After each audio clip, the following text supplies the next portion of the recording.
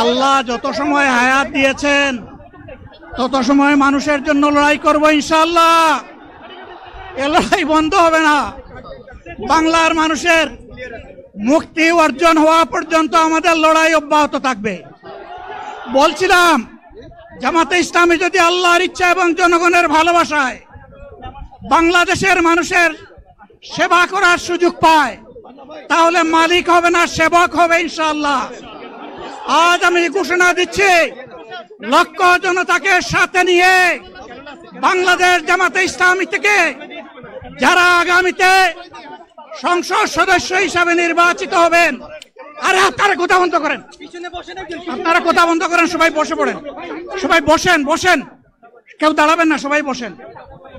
যদি আল্লাহর ইচ্ছায় জনগণের ভালোবাসায় বাংলাদেশ জামাতে ইসলামী থেকে সংসদ সদস্যরা নির্বাচিত হয়ে সরকার গঠন করেন, তাহলে কোন এমপি, কোন মন্ত্রী আগামীতে সরকার কিন্তু প্লট গ্রহণ করবে না।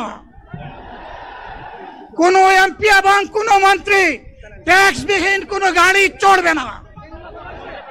কোন এমপি এবং কোন মন্ত্রী তার নিজের হাতে কোনো টাকা চালাচালি করবে না। কোন এমপি এবং কোন মন্ত্রী যদি তার নির্দিষ্ট কোনো কাজের জন্য বরাদ্দ পেয়ে থাকেন, কাজ শেষ হওয়ার সাথে সাথে বাংলাদেশের 18 কোটি মানুষের কাছে তারা তার প্রতিবেদন তুলে ধরতে বাধ্য হবে।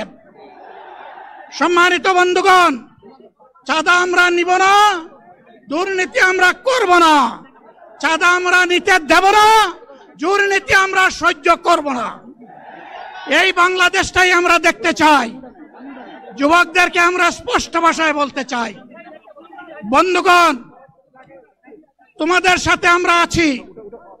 আমি আজকে জামাতের আমির হিসাবে এখানে কথা বলতে আসিনি। আমি এসেছি বাংলাদেশের 18 কোটি মানুষের একজন হয়ে কথা বলতে। আমি শিশুদের বন্ধু, আমি যুবকদের ভাই, আমি বয়স্কদের সহযোদ্ধা, আমার বোনদের আমি ভাই। সুতরাং তাদের মুক্তির জন্যই আমি দায়িত্ব নিয়ে আজকে এখানে দাঁড়িয়েছিলাম। আল্লাহর ইচ্ছা শরীর আমাকে সাময়িকভাবে সহযোগিতা করে নাই, এটাও আল্লাহর ইচ্ছা যে এখন আল্লাহ আমাকে কথা বলার সুযোগ দিচ্ছেন। আমি বলতে চাই, বাংলাদেশের নির্দিষ্ট কোন শ্রেণীর মুক্তির জন্য আমাদের এই লড়াই নয়।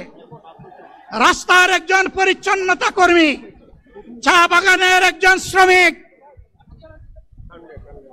রক্ত পানি করে ঘাম জড়ানো আমার একজন রিক্সা চালক ভাই মাঠে ময়দানে বাংলাদেশের মানুষের মুখে যারা এক মুঠো ভাত তুলে দিতে চায়, আমার সেই কৃষক বন্ধুটি, আমি তাদের হয়ে আজকে এখানে কথা বলতে এসেছি। আমি কোনো অভিজাত শ্রেণীর হয়ে এখানে কথা বলতে আসিনি। আল্লাহ তাআলার অশেষ মেহেরবানি, আজীবন সকল রক্ত চক্ষুকে উপেক্ষা করেছি, জেল জুলুমের পরোয়া করি নাই। আমার আফসোস, 24 সালে জাতিকে মুক্তি দিতে গিয়ে যারা জীবন দিয়ে শহীদ হলো, আমি তাদের একজন হতে পারলাম না। আপনাদের কাছে দোয়া চাই, ইনসাফের ভিত্তিতে একটি দেশ গড়ে তোলার জন্য আগামীতে যে লড়াই হবে, আমার আল্লাহ যেন সেই লড়াইয়ে আমাকে একজন শহীদ হিসাবে কবুল করেন। সম্মানিত বন্ধুগণ, আমাদের প্রিয় শহীদ নেতৃবৃন্দ 2006 সালের 28 অক্টোবর থেকে শুরু করে পল্টন গণহত্যা, শাপলা গণহত্যা, সারা দেশের গণহত্যা, পিলখানার গণহত্যা, 24-এর গণহত্যা, এই গণহত্যা যারা করেছে তাদের সকলের বিচার বাংলাদেশের মাটিতে নিশ্চিত করতে হবে। এদের বিচারের দৃশ্যমান প্রক্রিয়া শুরু না করা পর্যন্ত পুরানা ব্যবস্থাপত্রে বাংলাদেশ আর চলবে না।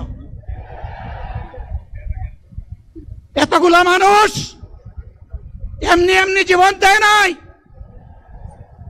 জীবন দিয়েছে জাতির মুক্তির জন্যে।